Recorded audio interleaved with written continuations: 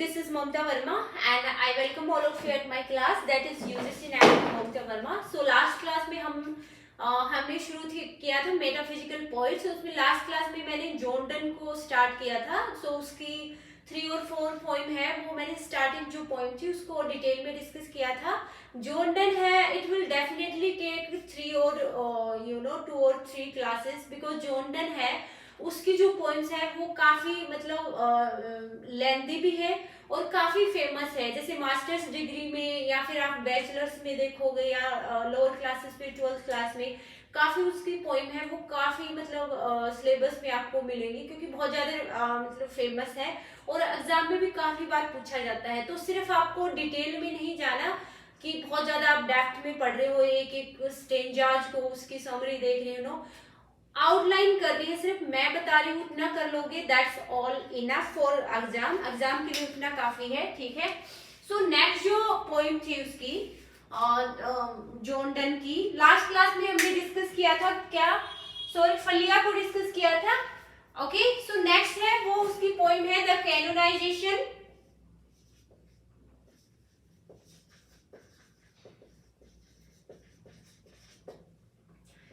Canonization जो poem है इसकी ये इसकी जो सोनेट था सॉन्ग्स एंड सोनेट जो 1633 में पब्लिश हुआ था.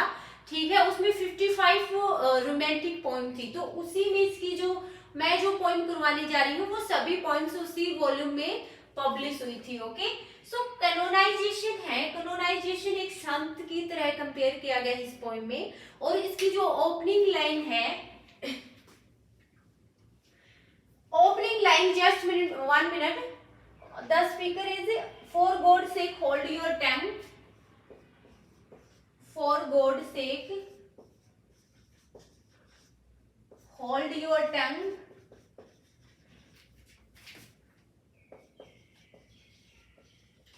and let me love. Okay.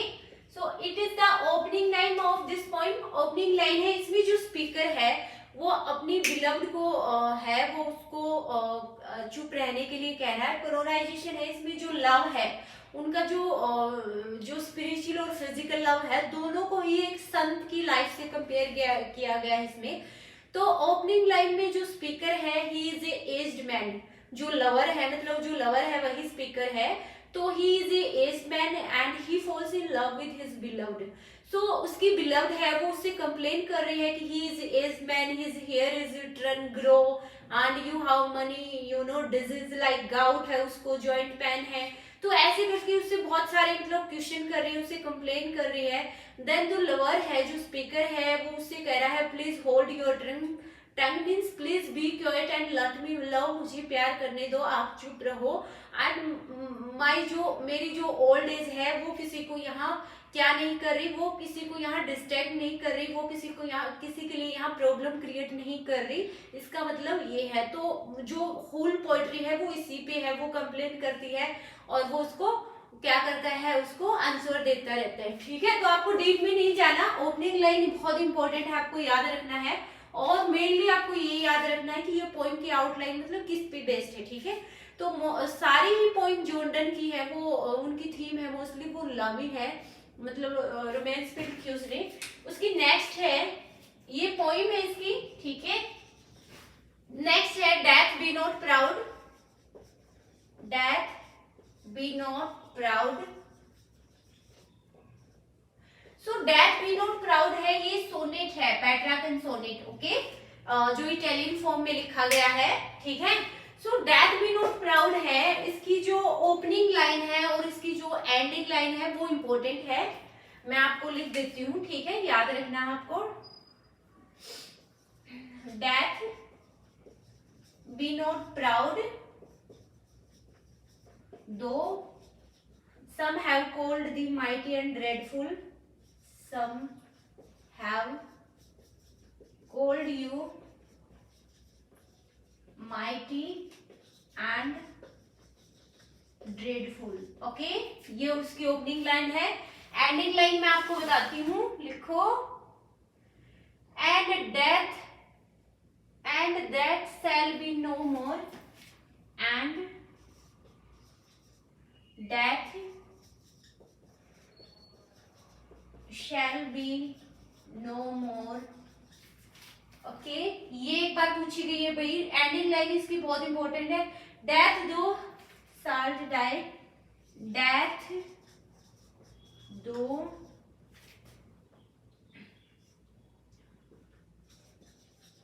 Salt die. Okay, so this is the ending line है इसकी, एंडिंग लाइन, और ये इसकी ओपनिंग लाइन है। ठीक है, ये आपको याद रखना है दोनों। अब ये इसका सब्जेक्ट मैटर क्या है, ठीक है। यहाँ क्या है कि जो पॉइंट है जोनडन, वो डेथ को एड्रेस कर रहे हैं। ठीक है, डेथ को यहाँ पर्सोनिफाई किया गया है। पर्सोनिफिकेशन क्या होता है, मैंने आपको, जब मैं पर्सोनिफिकेशन में आपको ऑलरेडी कई बार बता चुकी थी। पर्सोनिफिकेशन होता है कि जब आप किसी नॉन लिविंग थिंग्स को लिविंग थिंग्स की तरह उसको डिस्क्राइब करते हैं।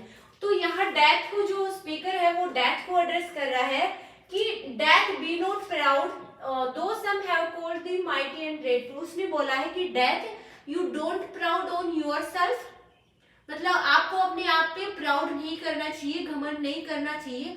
दो सब person you know called you mighty, माना कि सब लोगों ने आपको कि पावरफुल माना है कि आप पावरफुल हो। ठीक है, आप काफी ड्रेडफुल का मतलब काफी फियरफुल हो, क्योंकि जो डेथ है that always you know comes in the form of like disease, like any serious incident और इस फॉर्म में आती है। ऐसा तो है नहीं कोई इंसान की, मतलब भाई चलता चलता ऐसे अचानक, मतलब सिंपल रूप में डेथ कभी नहीं आती।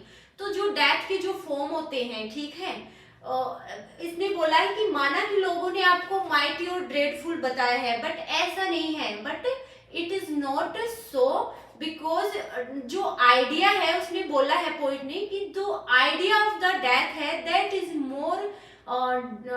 Is more fearful than the death itself. उसने बोला कि जो डेथ का आइडिया है, that somebody is going to die. Okay, so जब हम ये सोचते हैं कि डेथ है वो इस फॉर्म में आती है, ठीक है, somebody is going to die, तो उसने बोला कि जो आइडिया है, जब हम डेथ से पहले ये सोचते हैं कि मृत्यु आएगी, वो ज्यादा डरावना है बजाय कि डेथ इटसेल्फ। उसने बोला कि death is a short sleep, एक शॉर्ट स्लीप है, and after that you can get in new life, और उस शॉर्ट स्लीप के बाद you awakes and get in new life. उसने बोला कि डेथ जब आती है उसके बाद इंसान क्या होता है, एक न्यू लाइफ को प्राप्त करता है। ठीक है, तो यहाँ डेथ को पर्सोनिफाई किया गया है मेनली, और डेथ को एड्रेस करता है पॉइंट की डेथ इतनी डरावनी नहीं है।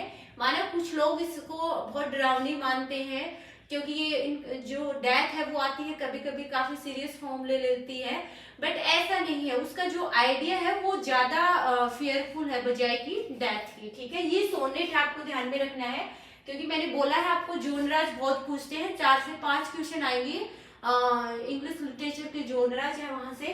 तो आपको ये पोइम नहीं, सोनेट फॉर्म में लिखी गई है, पैराग्राफ एंड सोनेट जो 14 लाइन का होता है। ओके ओके, नेक्स्ट देखो।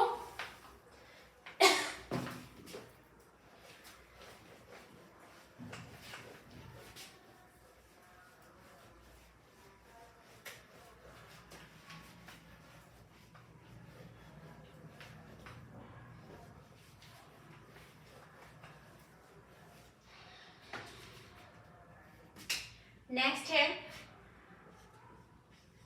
टू हिज मिस्टर्स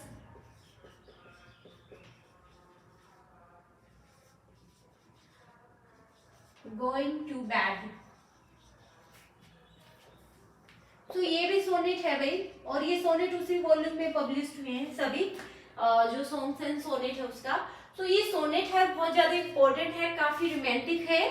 यहाँ भी कुछ जो दो लवर्स हैं उनकी लव स्टोरी, उनकी जो मतलब नाइट का जो टाइम है, वो बेड पे मतलब सोने का टाइम है, उसको काफी डिटेल में डिस्क्राइब किया है। इसकी लाइन इंपॉर्टेंट है, मैं आपको बता देती हूँ opening line, just 1 minute. O my America new founded land, एक लाइन है इसमें, ओपनिंग नहीं है लेकिन इंपॉर्टेंट है। O my America new founded land.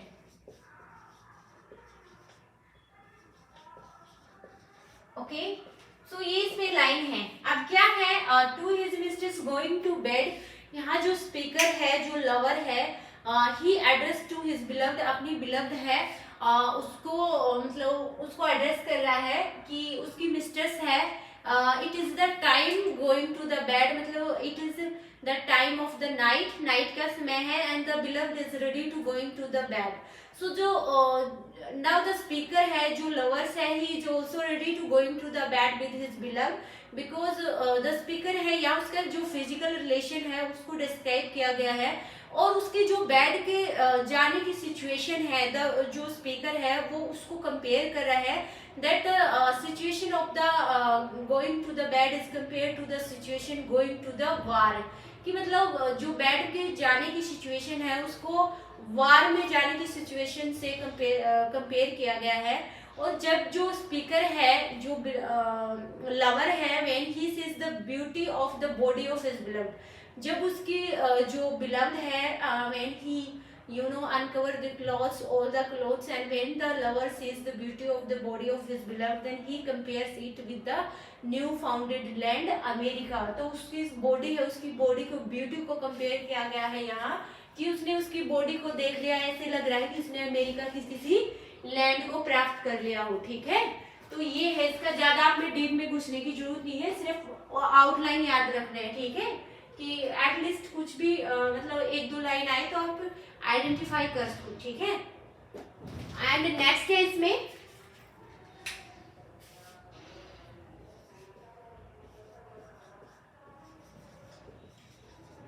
Valediction,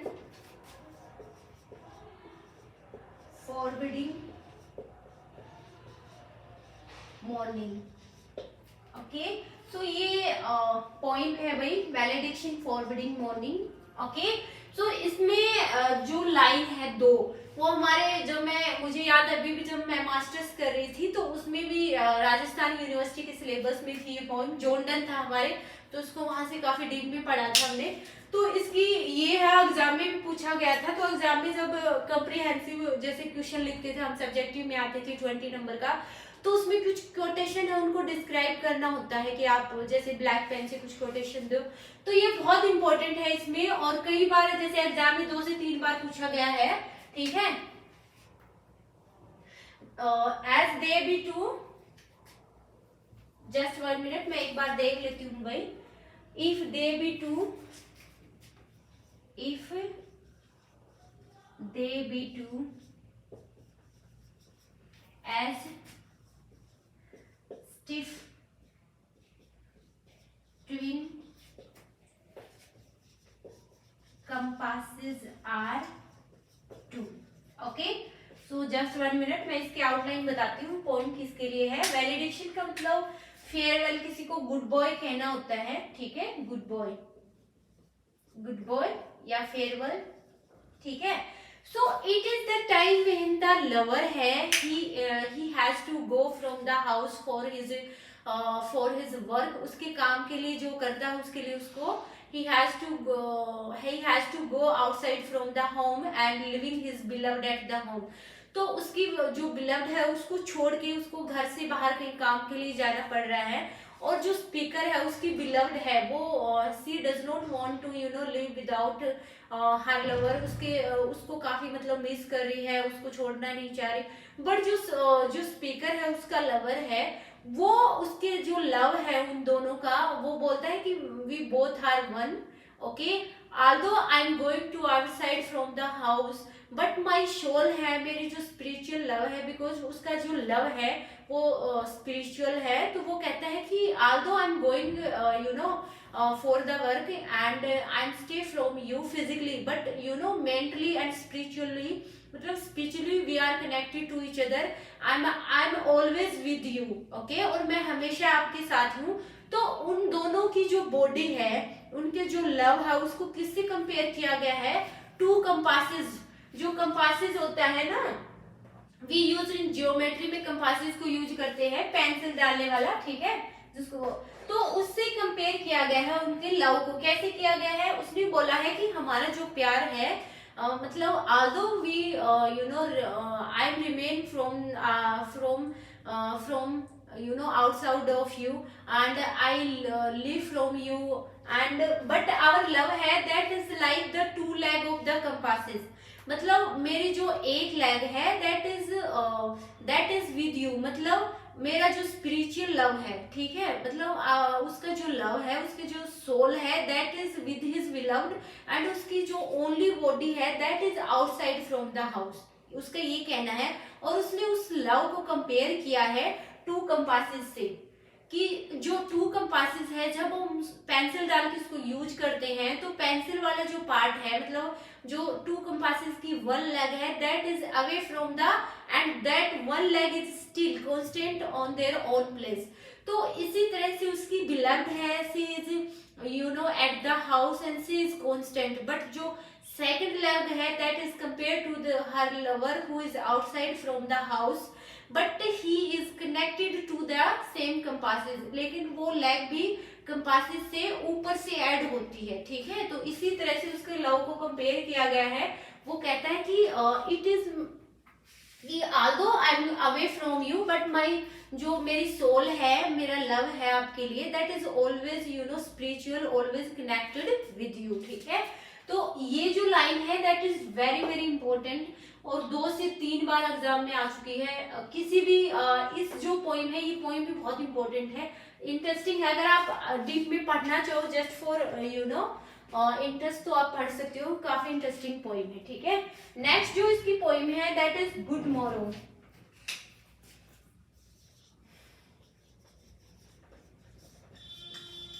good morning, ठीक है। तो ये भी पोइम है, इसको डीप में पढ़ने की जरूरत नहीं, इसकी कुछ लाइन है मैं आपको बता देती हूँ जो एक बार एग्जाम में, my face is thine eyes, my face is thine eyes. इनकी लाइन इंपॉर्टेंट है जोंडन की, thine eyes, thine is mine appear, thine is mine appear, okay. So ये लाइन है। सो यहाँ पे उसके मतलब फिजिकल लव को ही डिस्क्राइब किया गया है। 2 लवर्स हैं, वो कह रहा है कि मतलब मेरा जो लव है वो इतना डीप है कि मैं अपनी जो पिक्चर्स है वो आपकी आंखों में देख सकता हूँ, और आपकी पिक्चर्स है वो आप मेरी आंखों में देख सकते हो, दैट्स ऑल, ठीक है। तो ये एक लव पोइम है ये भी, ठीक है। तो ये थी। नेक्स्ट हमें जो इसकी बची हुई है 1 class, we will take 1 class more, क्योंकि उसकी कुछ पोइम्स और बची है जो इम्पोर्टेंट है, जिनकी 1-2 लाइन है, जैसे ओपनिंग होगी, इंपॉर्टेंट लाइन कई बार एग्जाम में पूछी जाती है, ठीक है। बाकी टाइटल है वो बहुत ज्यादा इंपॉर्टेंट है, आपको याद रखना है कि ये जो टाइटल है वो कौन से मतलब ये जो पोइम है, पोइम का टाइटल वो कौन से पोइट से बिलोंग कर रहा है, ठीक है।